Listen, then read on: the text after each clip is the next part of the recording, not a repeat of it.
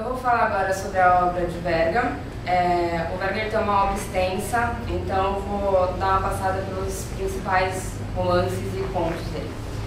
O Verga ele começa a escrever cedo, ele escreve sua primeira obra com 16 anos, em 1856, que é chamada Amor e Pátria, mas ele não publica essa obra de imediato. A primeira obra que ele publica é I Carbonari della Montagna, em 1861.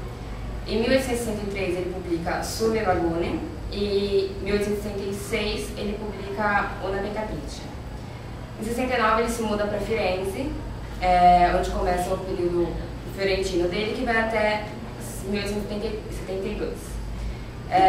Nesse período ele publica uma obra, um romance chamado História de una Capineira.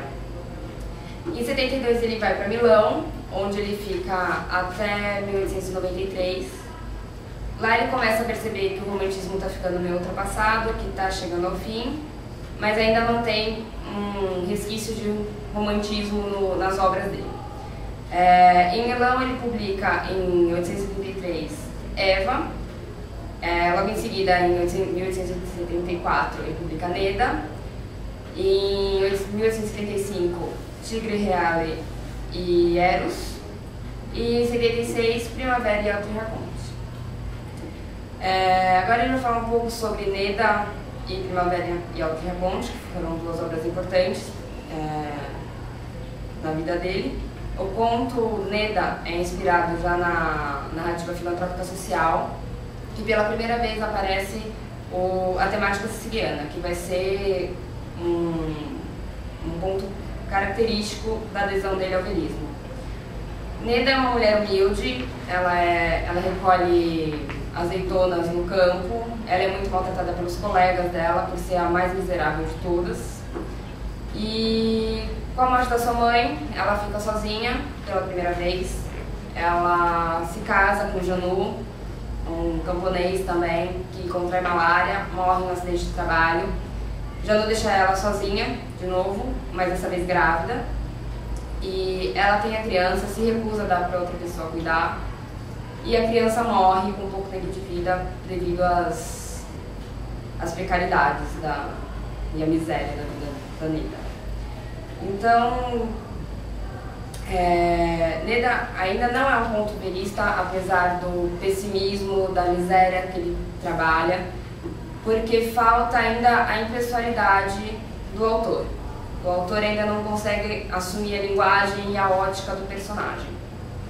Em Primavera e Altri Racconti a gente tem um ponto importante, que é o abandono do ideal romântico. Ele começa a se desvencilhar do romantismo.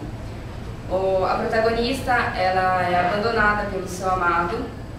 Ele resolve, não pensa duas vezes antes de trocar o amor pelo sucesso, pelo trabalho. Ele vai trabalhar em outro lugar, num lugar longe da sua amada.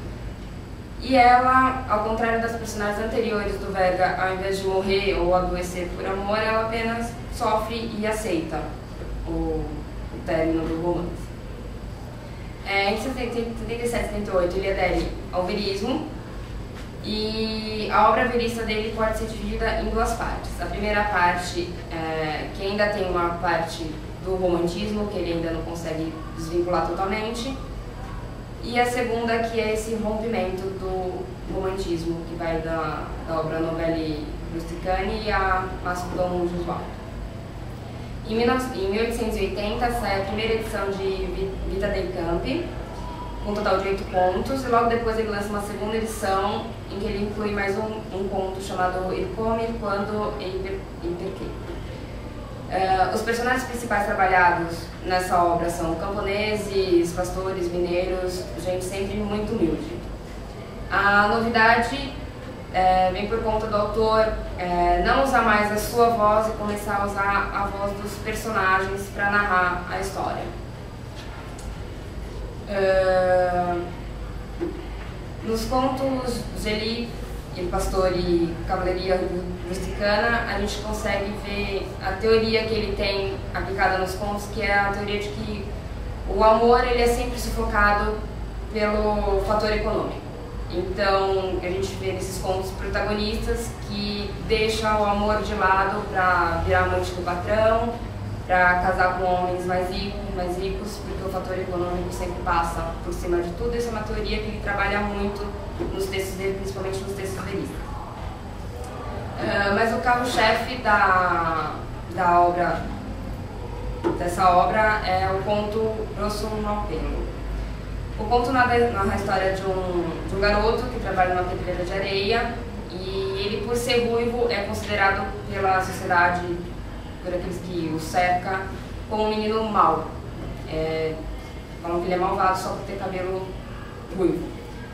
No começo ele ainda tem o pai, que está perto dele, que protege. O pai morre, ele fica sozinho, tem apenas um amigo, o Ranóquio, que morre, e o Grosso Malpelo fica completamente sozinho, e ele decide entrar em áreas inexploradas da pedreira e nunca mais aparece.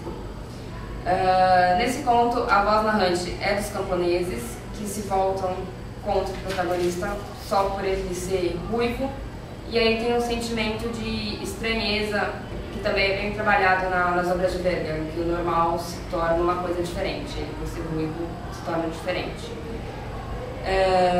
Em 1871 é publicado o primeiro romance verista, chamado Imalavolha, que é sobre uma família de pescadores sicilianos e as consequências provocadas pelo progresso. A narração do discurso é em direto livre e conta com a voz da comunidade arcaica rural para contar a história, narrar os eventos. Então, isso ele usa para dar a impessoalidade na obra, para se afastar da obra, não interferir. A linguagem é muito próxima à linguagem falada, que também já resolve essa questão do afastamento. E em 1882 ele publica Il marito de Helena, com argumentos assim, mais mundanos, mais próximos ao grande público, porque as obras verídicas dele não foram muito bem aceitas, elas foram aceitas com um sucesso um pouco limitado. Então ele faz essa obra mais para grande massa. Em 1883 ele publica Novelle Rusticani e Per Levi. Nessas obras os personagens eles são dominados pelo egoísmo e pelo interesse, muito mais que nas outras. E em Novelle Rusticani ele publica 12 contos, que foram escritos entre 1881 e 1883, e apenas um deles é no meio burguês, o resto são todos no meio, entre os camponeses, mais arcaico. No conto Panineiro, é bem parecido mais ou menos a história com Imalavolha, uma família que é ainda muito ligada aos valores do passado, mas assim que, a partir do momento que Lucia, a protagonista da história, vira amante do patrão, um cara rico, a família rapidamente esquece todos os valores, são todos abandonados e todos aceitam muito bem a relação. Per Levi conta com 12 novelas ambientadas em Milão, uma área mais industrializada, e aborda bastante o tema da exclusão social e do comportamento que é ditado pelo egoísmo. Então, os personagens são mais ou menos prostitutas, garçons, personagens mais ligados ao mundo mais industrial. Os contos acho que mais intensos dessa obra é o La Última Jornada, que o protagonista tem uma barba ruiva, também é julgado pela sociedade, assim como o Grosso Malpelo, pela sua barba, e narra os últimos momentos da vida desse homem desocupado até o suicídio dele.